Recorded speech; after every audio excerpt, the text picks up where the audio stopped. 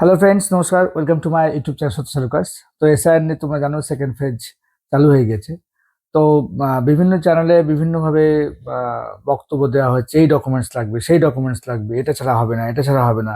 মানে মানুষ বিভ্রান্ত, কি করবে কি করবে না। তো আজকের এই ভিডিওতে আমি সমস্ত ওই মোডালিটিসে যাব না।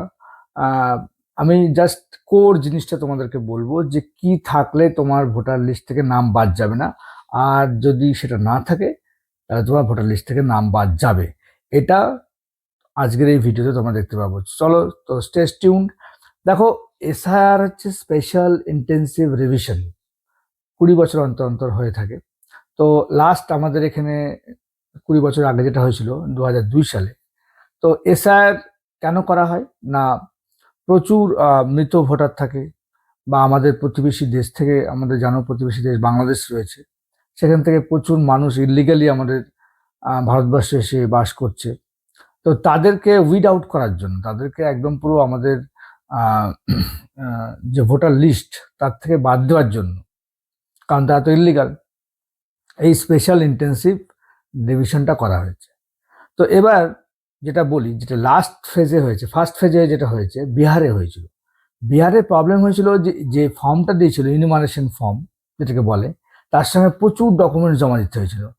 আধার দাও, এ দাও, ও দাও, মানে এক গাদা জিনিসপত্র জমা দিতে হয়েছে। তার ফলে পুরো প্রক্রিয়াটা একদম ঘেটে ঘ হয়ে গিয়েছিল, এবং তাদের উপরে পুরো কাজের লোড বেড়ে গিয়েছিল বিএলওদের উপরে। সমস্ত ডকুমেন্টস আপলোড করো, এ করো, সে করো, একদম। কিন্তু এবার ফেজ টুতে একটা শিফট চেঞ্জ করা হয়েছে, only enumeration form. Only enumeration form, যেটা তোমার নামেই জেনারেট হবে, সেটাই তোমাকে জমা দিতে হবে। কিন্তু তাও সন্দেহ থেকে যাচ্ছে, সত্যি কি তাই? আর একটা জিনিস যেটা লাগবে সেটা হচ্ছে লিঙ্কেজ। অর্থাৎ ধরো সাপোজ তোমার বয়স হচ্ছে এই 87-এর আগে যদি হয়, তাহলে কি তোমার ভোটের নাম কিন্তু 2002 সালে থাকবেই। যদি তুমি অরিজিনাল ভারতীয় হয়ে থাকো 2002 সালে থাকবে, বা যদি নাও থাকে, সাপোজ তোমার নেই, তোমার বাবা মার থাকবে 2002 সালে, একজনের তো একজনের থাকবে, লিঙ্কেজ তো থাকবেই, তাই না?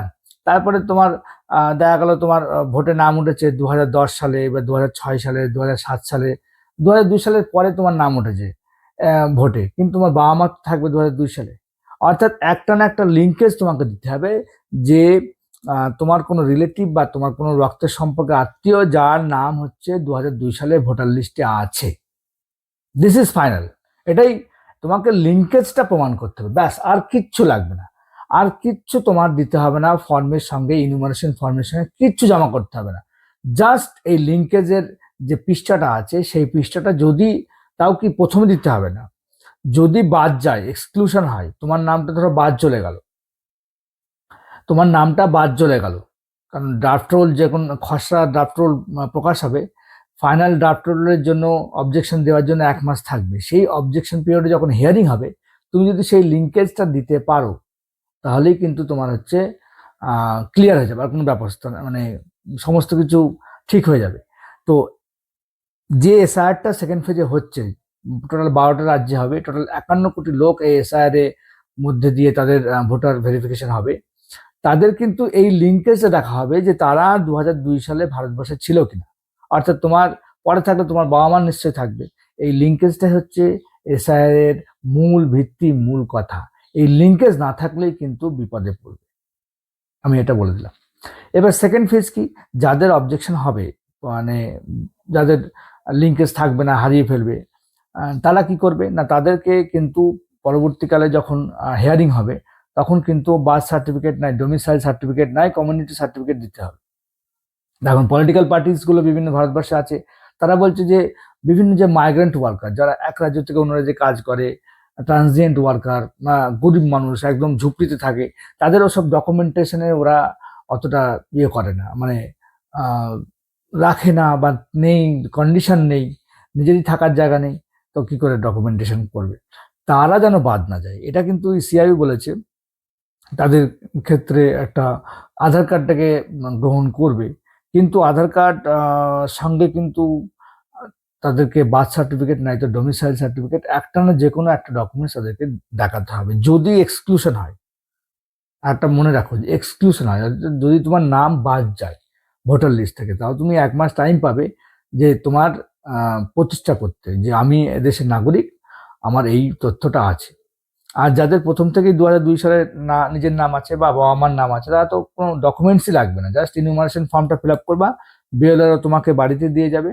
সেখানে তোমার কিউআর কোড থাকবে, ছবি থাকবে, আহ, সেখানে তোমার ডিটেলস থাকবে, আর হাফটা বোধহয় ফিল আপ করতে হবে। সেই ফর্মটা তুমি দিয়ে দেবে, আর কিচ্ছু তোমার করতে হবে না। 2002 সালে ভোটে তোমার নাম থাকলে বা তোমার বাবা মার যদি কারোর একজনের নাম থাকে, তাহলে তোমার কোনো প্রবলেমই নেই, একদম ফ্রেশলি হয়ে যাবে, এটা আমি বলে দিচ্ছি। আর যদি না থাকে, তখন যে হিয়ারিংটা হবে সেখানে কিন্তু তোমাকে যে কোনো একটা ডকুমেন্টস, হয় বার্থ সার্টিফিকেট, নাই তোমার জমির রেকর্ড বা কমিউনিটি সার্টিফিকেট, একটা কিন্তু প্রোভাইড দিয়ে তোমাকে কিন্তু এই বিষয়টা কিন্তু প্রতিষ্ঠা করতে হবে যে you are the eligible citizen of India. তোমাকে কিন্তু প্রমাণ করতেই হবে, না হলে কিন্তু বিপদে পড়বে। সো এইটা আমার বক্তব্য ছিল।